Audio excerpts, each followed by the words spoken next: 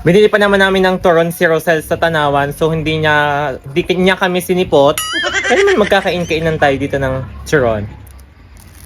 Ang laki talaga ng bunganga mo, kasyang-kasya. Ang laki kaya ng turon na yan. Sa akin hindi magkasya yan, hirap na hirap akong kumain. Ang kipot naman ng bunganga mo. Guys, uwi na ako dahil nakapagbalot na ako.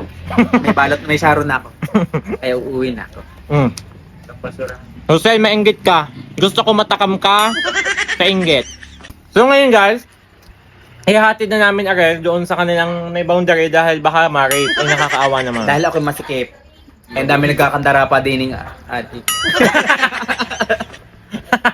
Adik pa lang. Magbabay ka na. Uwi Bye na tayo. guys, at dahil ako meron ng Sharon at ako naman in-interview ng paghahaba-haba kanina kaya deserve ko mag-Sharon ngayon.